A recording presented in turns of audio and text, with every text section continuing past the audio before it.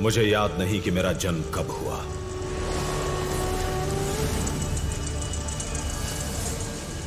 पर मुझे विश्वास है कि मैं किसी योद्धा की तलवार से उठी चिंगारी से उत्पन्न हुआ। मैं अग्नि हूं, वही जिसे देश प्रेमियों ने प्राणों की आहुति देकर पवित्र किया और जिसे ओडिशा की महान संतानों ने अपने हृदय में जीवित रखा।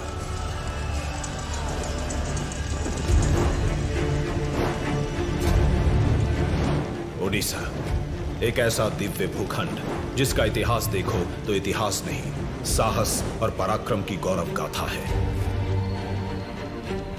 ओडिशा को जीतने मौर्य आए, मुगल आए, मराठा आए, पर हार जीत के परे ओडिशा सदा ही अदम्य रहा।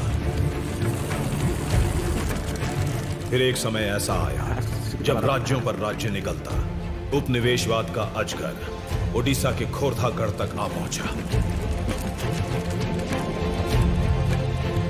खोरधा के महाराज मुकुंद देव द्वितीय अभी बालक थे और उनके दीवान और मंत्री जोई राजगुरु के कंधों पर शासन का भार था। ईस्ट इंडिया कंपनी ने राज्य पर अधिकार मांगा तो जोई राजगुरु ने उन्हें युद्ध की चुनौती दी।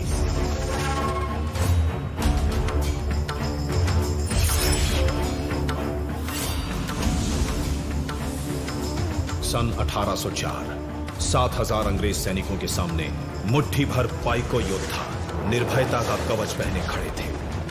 अंग्रेजों की जीत निश्चित थी, पर हारने से पहले रणधीरों ने ऐसा समर मचाया कि रणचंडी हर्षित हो नाच उठी।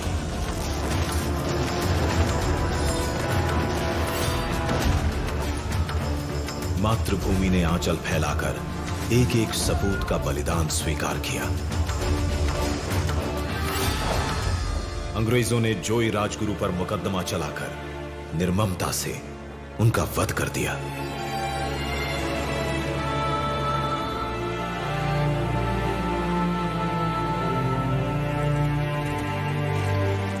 खोरधागढ़ अब ईस्ट इंडिया कंपनी के अधीन था।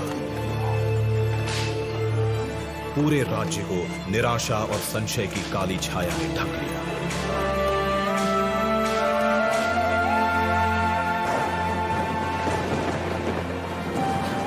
ऐसे में पाइको कुल गौरव बॉक्सी जोगबंधु अपने महान पूर्वजों के पुण्य प्रताप को कैसे धूल में मिलने दे सकते थे। 1817 में सबल भुजाएं भड़क उठी, इंद्र के वज्र में कंपन हुआ, काला आकाश कड़कती बिजलियों से धवल हो उठा। तेजस्वी पाइको खड़ग अपनी मयान से बाहर आई और सरदार बॉक्सी ने पहले स्वतंत्रता संग्राम का शंखनाद किया।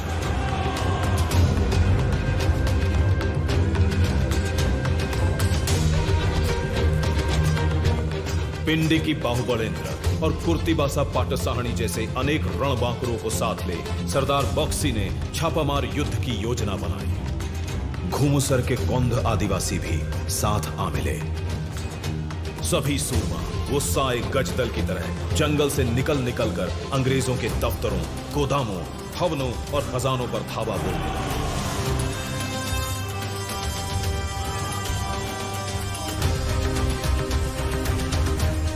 पाइको विद्रोह की क्रोधाग्नि में शत्रु ध्वज भस्म होने लगा।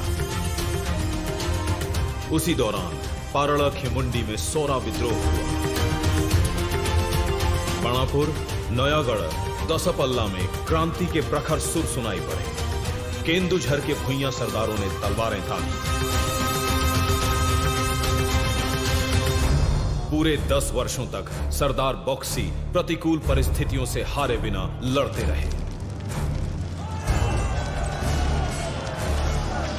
फिर एक दिन उन्हें धोखे से बंदी बना लिया गया। पर क्रांति की आग अब दावानल बन चुकी थी, जिसे वीर सुरेंद्र साय जैसे राष्ट्रभक्तों ने जलाए रखा। वीर सुरेंद्र साय के साथ खेस गांव के जमींदार माधो सिंह, फत्ते सिंह और उनके पूरे परिवार ने जन्मभूमि का ऋण अपने प्राण देकर उतारा। कालाहांडी के रिंदो माझी और कोरापुट के लक्ष्मण नायक ने जीते जी अंग्रेजों की तलवार को जंग नहीं लगने दिया। देशभक्त बलिदान के ऊंचे से ऊंचे कीर्तिमान स्थापित कर रहे थे, तो अंग्रेज सरकार क्रूरता और नीचता की गहरी खाई में उतरती जा रही थी।